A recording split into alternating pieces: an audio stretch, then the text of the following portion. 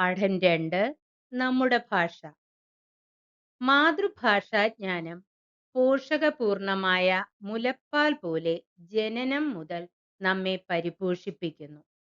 മണ്ണിന് മണമുള്ള കവിതകളിലൂടെ നമ്മുടെ കവികൾ ജനനിയെയും ജന്മഭൂമിയെയും മാതൃഭാഷയെയും സ്വയം മറന്ന് പാടിപ്പുകഴ്ത്തിയിട്ടുണ്ട്.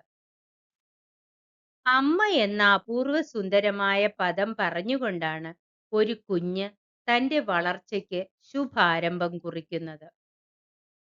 ഭാഷാപിതാവായ എഴുത്തച്ഛൻ തന്റെ അന്തർജ്ഞാനത്തിന്റെ അമൃതം പകർന്നുകൊടുത്തു വളർത്തി പ്രൗഢയാക്കിയ മലയാളം വൈകിയാണെങ്കിലും മഹനീയ പദവിയിൽ എത്തി എന്നുള്ളത് അഭിമാനകരമാണ്. മലയാളം എന്നത് അതിശ്രേഷ്ഠമായ ഭാഷയാണ് എന്ന കാര്യത്തിൽ തർക്കമില്ല. മലയാള ഭാഷ പഠിച്ചാൽ ലോകത്തിലെ ഏതു ഭാഷയിലുള്ള പദങ്ങളും സ്ഫുടവും സുവ്യക്തവുമായി ആർക്കും ഉച്ചരിക്കാൻ കഴിയും. ഏതു പദത്തിനും സ്ഫുടതയും വ്യക്തതയും ഉണ്ടാക്കാൻ എത്രയോ അക്ഷരങ്ങൾ മലയാളത്തിൽ ഉപയോഗപ്പെടുത്തുന്നുവെന്നോ. ചിണ്ട എന്ന പദത്തിലെ ഇണ്ട എന്ന അക്ഷരത്തിന്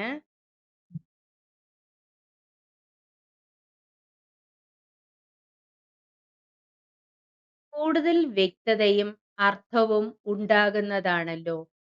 അണ്ഡഘടകത്തിലെ ഇണ്ഡയും ശ്രീകണ്ഠത്തിലെ ണായും ഉദ്ധരണിയിലെ ഇദ്ധയും ഉദ്ദേശ്യത്തിലെ ഇദ്ധയും നവോത്ഥാനത്തിലെ ഥായുമെല്ലാം മറ്റുദാഹരണങ്ങളാണ്.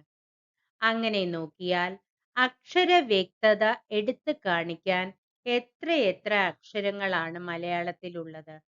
അല്ലെങ്കിൽ ഢ, ണ എന്നീ അക്ഷരങ്ങൾക്കെല്ലാം കൂടി ചെണ്ടയിലെ ണ്ട ഉപയോഗിച്ചാൽ മതിയാകുമായിരുന്നു. മലയാളത്തിന്റെ ഈ അപൂർവത തിരിച്ചറിഞ്ഞുകൊണ്ടാണ് വിദേശികൾ കേരളത്തിൽ വന്ന് മലയാളം പഠിച്ച് നിഘണ്ടു വരെ എഴുതിയത്. എന്നാൽ ആധുനിക അച്ചടിയുടെ സൗകര്യത്തിനു വേണ്ടി മലയാള അക്ഷരങ്ങളെ വെട്ടി നുറുക്കി വികൃതമാക്കുന്ന രീതി ശരിയല്ല. മാതൃഭാഷയുടെ മഹത്വം മറന്ന് അന്യഭാഷയിൽ അപാര ജ്ഞാനം നടിച്ച് നടക്കുന്നവരാണ് നാടിനെയും ഭാഷയെയും കളങ്കപ്പെടുത്തുന്നത്. എന്നുട ഭാഷ താൻ എൻ തറവാട്ടമ്മ, അന്യയാം ഭാഷ വിരുന്നുകാരി എന്ന സത്യം നമുക്ക് മറക്കാതിരിക്കാം.